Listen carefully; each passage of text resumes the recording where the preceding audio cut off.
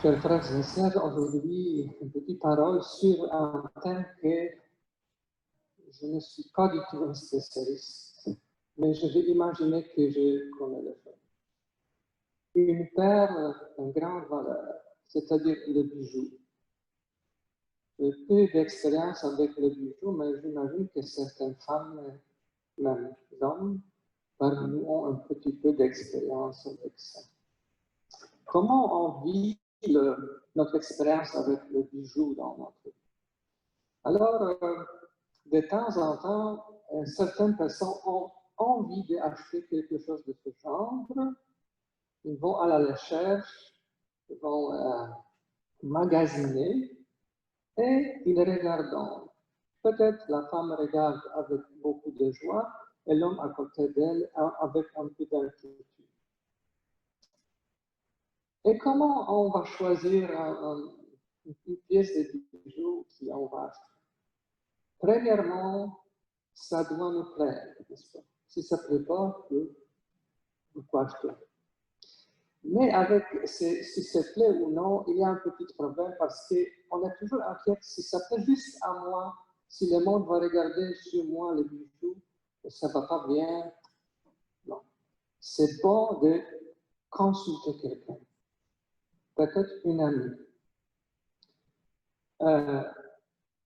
qui peut nous donner un peu de son opinion. Non, celle-ci ne va pas trop, mais peut-être un autre. Ok, celle-ci, on va regarder un peu le prix aussi, parce que la chose est très claire, on ne peut pas faire un trou dans notre budget. Donc, la deuxième chose qu'on regarde, c'est le prix. Donc, le prix, et ça nous plaît, non, et ça doit plaire aussi au cercle de nos amis, maris, femmes. Si on a des doutes, on va peut-être chercher une opinion d'un spécialiste. Si on achète d'or, par exemple, on doit vérifier si c'est vrai, on doit vérifier combien de carats. Si le prix est vrai par rapport à la valeur, ça s'appelle la substance qui est dedans. Alors, toutes sortes de choses, et finalement, on achète ça, on a un peu de joie, et après un certain temps, on est de nouveau à la recherche. Parce qu'on a déjà regardé beaucoup ça, on va avoir quelque chose de nouveau. Mais il y a certaines pièces de bijoux qui sont totalement différentes. Si jamais tu as reçu quelque chose de ta mère, de ton père, de ta grand-mère, grand-père, comme un cadeau, et cette personne n'est plus parmi nous, c'est peu importe pour toi quoi pensent tes amis, si ça va bien avec ton ami ou non, tu vas la mettre. Peut-être certains jours pendant l'année passée, certains souvenirs de quelqu'un qui était très important, qui est toujours important pour toi, ou bien des événements qui sont passés dans ta vie. Non. Et si quelqu'un voulait acheter ça de toi, oublie ça. Non. Parce qu'il n'y a pas de prix. Je le tiens vraiment au cœur.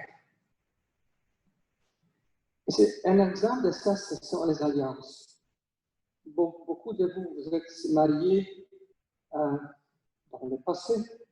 Quand on est jeune, on n'est pas riche, on achète quelque chose pour vraiment avoir un signe. Après un certain temps, on pourrait acheter quelque chose plus de valeur, plus beau. C'est super simple parfois, les alliances, mais c'est une valeur totalement différente pour nous. On le tient. Donc, avec cette exposition de bijoux, j'aimerais juste poser une question que Jésus nous pose. Si on regarde le bijou comme le royaume des cieux, quelle est notre approche? Quelle est notre relation avec le royaume de Dieu par rapport à ça? Quel genre de bijoux ça pourrait être pour moi? Est-ce quelque chose qui qui est bon pour certains temps, après on cherche une autre chose, ou quelque chose qui est toujours de grande valeur, qui jamais, si je dois payer encore plus de prix dans ma vie, j'aimerais le faire pour tenir à cette pièce de bijou dans ma vie. Est-ce que c'est le cas avec le royaume des cieux dans notre vie? Maintenant, j'invite Janine pour donner un petit témoignage.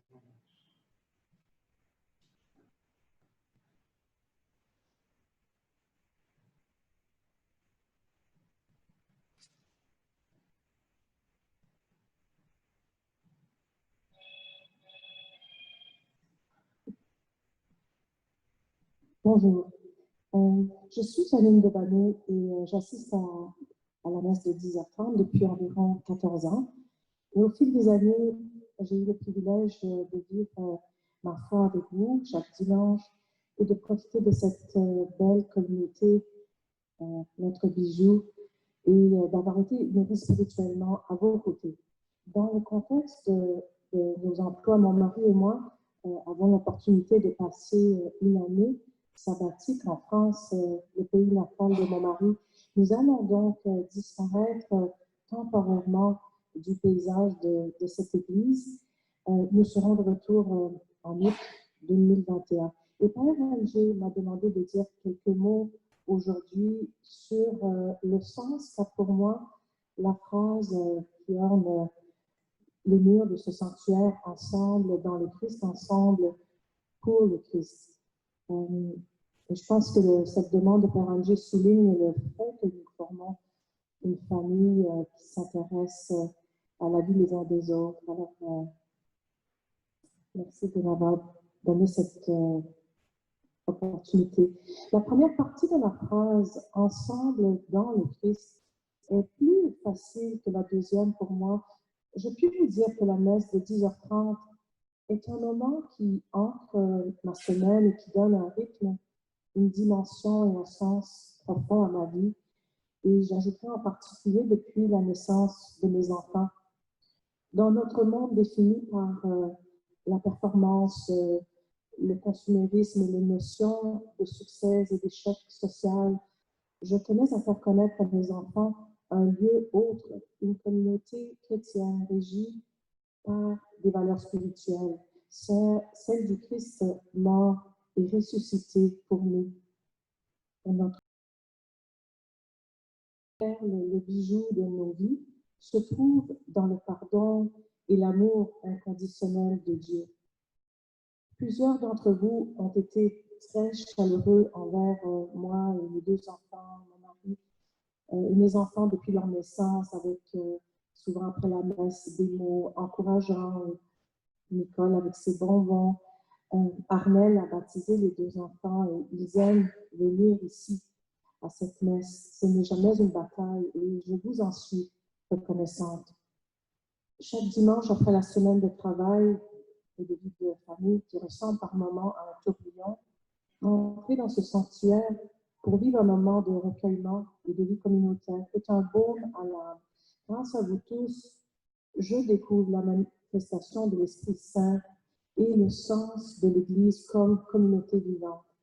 Chacun de vous joue un rôle important, que ce soit un rôle discret, de présence discrète dans les bancs, car la présence les uns des autres est mutuellement encourageante, ou bien un rôle plus visible, tel que l'accueil à l'entrée de l'Église, la lecture d'un des textes sacrés de la liturgie ou la lecture des prières.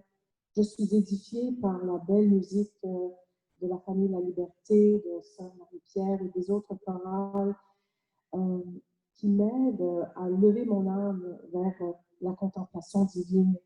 Les homélies de nos prêtres m'éclairent, me lancent des défis, parfois transformateurs. Les annonces de Flavien au sujet de développement et paix me conscientisent sur les injustices de ce monde. Tous ces éléments de nos rencontres dominicales prennent leur sens de par le fait qu'ils sont partagés. Nous sommes le corps vivant du Christ, ensemble dans le Christ. La deuxième partie de la phrase « ensemble pour le Christ » se réfère à l'appel à être témoin du Christ et à le défendre, à être pour le Christ au sein d'un monde qui parfois s'érige contre lui et à le faire connaître dans ce monde par nos paroles, par la façon que nous vivons nos vies.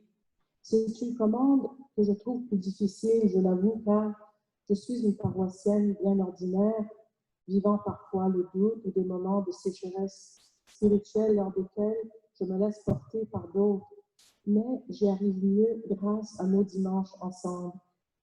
Ces dernières années, mon implication dans la catéchèse et la préparation à la confirmation avec Sœur Jacqueline furent des occasions précieuses d'évoluer et d'être témoin de Jésus et d'être inspiré par les enfants. En ce sens, je vous encourage à vous impliquer, même si vous avez peur de ne pas être à la hauteur. C'est ce que j'ai fait. La hauteur nous est donnée par Dieu, elle ne vient pas de nous-mêmes. Je vous remercie, chère congrégation du Sacré-Cœur d'Ottawa, de me considérer votre sœur en Christ et de partager cette communauté avec moi. J'apprécie la diversité de notre communauté et nos différences. Vous m'aidez à voir qui est Jésus. Je trouve que ces vitraux nous représentent bien de multiples petits morceaux multicolores, de bijoux bien simples, et chacun un élément constituant d'un grand tout rayonnant et qui, regroupé, perce les murs silencieux et autrement dénudés des blocs de béton, leur donnant lumière et beauté de couleurs. Ma famille et moi serons encore là 2 semaines. Nous porterons cette Église dans nos cœurs depuis la France. Nous prierons pour les membres de cette communauté qui sont malades et nous prierons que cette Église reprenne toute sa force et soit même augmentée après la bousculade de COVID. Et nous vous retrouverons avec joie dans un an. Merci, David. Ensemble dans le Christ. Ensemble pour le Christ.